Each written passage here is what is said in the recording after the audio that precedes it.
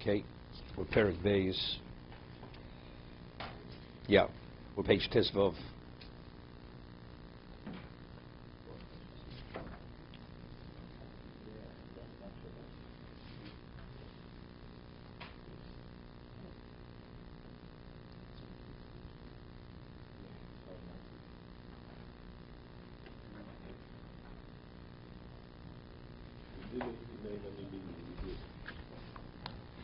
The Mesilas Yesharim had said that one of the ploys of the Yetzer Hara is that he doesn't allow a person to focus on what he's about to do. Because the whole concept of vigilance is it's not only in the action that you're meticulous, but in terms of your focus. You're focused on what you're about to do. But if a person, very often, we do things out of habit, it's done reflexively. So if we do reflexively, and why do you do reflex? First, the person is a creature of habit, and in addition, we have other things on our minds. So because we have other things on our minds, we don't focus on what we're doing. So first, it's lacking lishma. You're not doing lishma because before you do it, you've done it already. When you're about to do it, you've done it. And even when you do it, what you're supposed to think while you do it, you didn't think what you're supposed to think when you did it. So, second paragraph. This is one of the ploys of the Yetzer Hara and his cunningness. To bring an overwhelming burden on people. That a person doesn't have the moment to reflect and to look upon and where he's going. Because the Yetzer Hara understands that if a person would focus even for a small amount of time on his behavior, they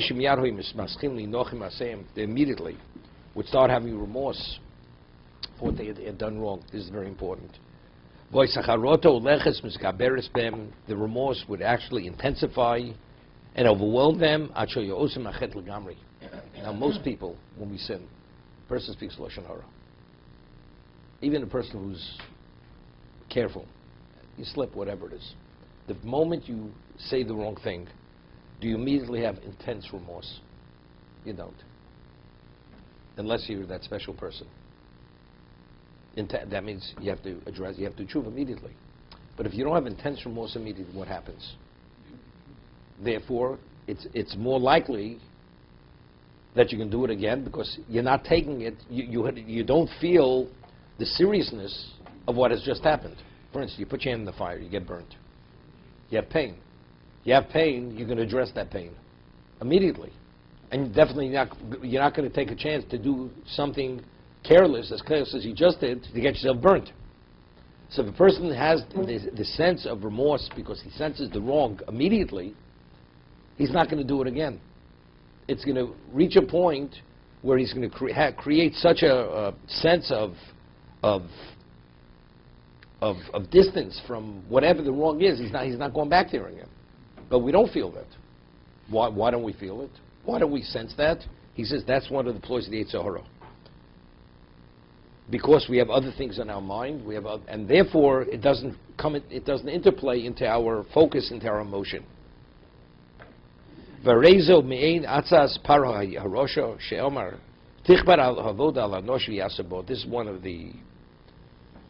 is he says, the advice of Paro. He says, make the work overwhelming, more burdening, and they'll do it. They will not be preoccupied with words of falseness. Didn't give a moment to think. They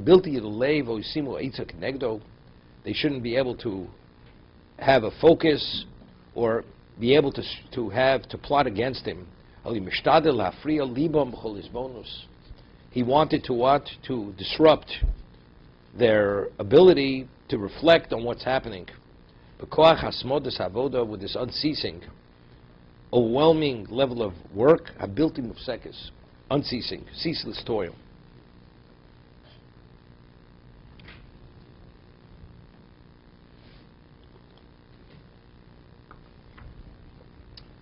Why is experience so valuable? Let's say a person, well-weathered business person. He's been through the thick and thin of things.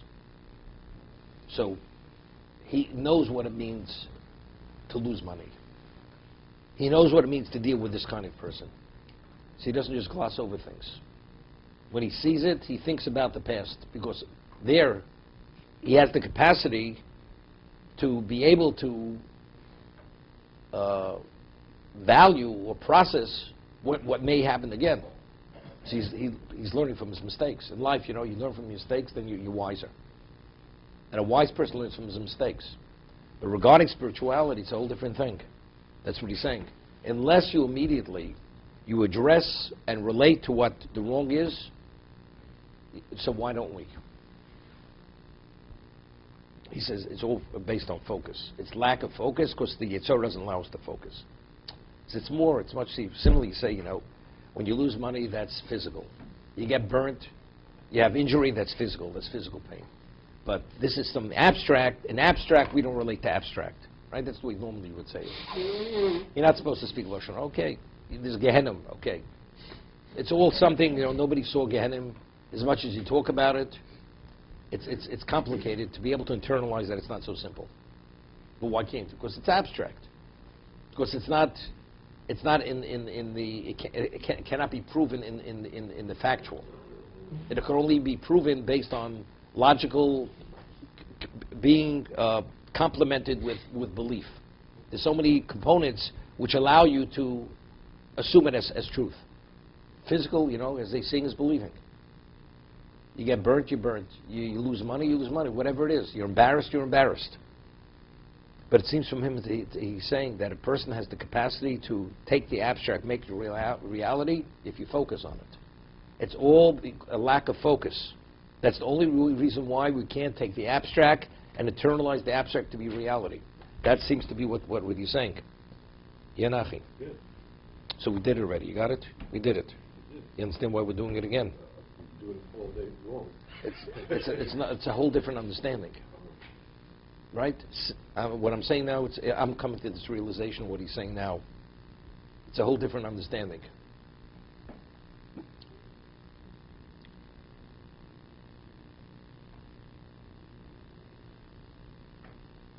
I'll give you an example. Why what he's saying has relevance, and we experience it every year. Let's say from Rosh Hashanah through Yom Kippur, a person's focus is a different focus. Your sensitivities are different sensitivities because of what we're involved in.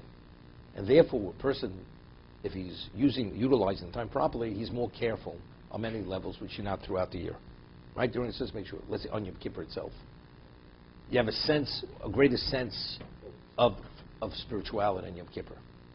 What you will do during the year, Yom Kippur, maybe you won't say things in Yom Kippur which you normally would say. And it becomes, and you relate to it in a more concrete way on Yom Kippur than you relate to it during the year. Why? Why? If we're speaking about taking abstract and internalizing it to make it into something which is actual and concrete, why Yom Kippur we can and during the year we can't? So what does that say? So you see, it's not because we have difficulty taking abstract and internalizing it. So you see, clearly it has to do with focus. Because the focus of the day, of the emphasis, is your own spirituality. That's what you see from that. So if a person is continuously in an environment which is conducive to focus and to address spirituality, so you take that abstract and you turn it into reality. You turn it into something much more concrete. Right? Did you see clear?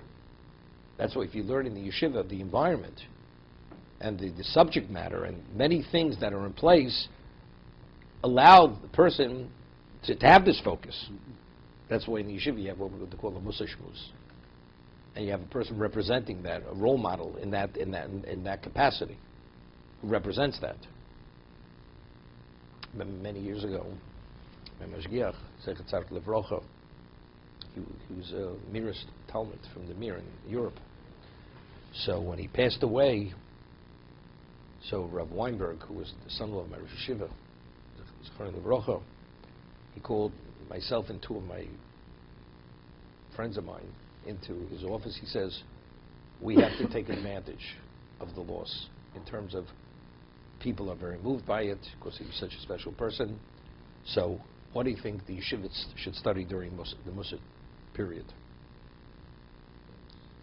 What? No, it's not Mussar. Mussar. What Mussar should they study? So what I said was, I think we should study Mesilas Yesharim. Why Mesilas Yesharim? The person studies Mesilas Yesharim, he said, what the Mesilas Yesharim prescribes is something which existed 300 years ago. We have no relevance to it. It's so far removed from who we are. You know, it's not for us.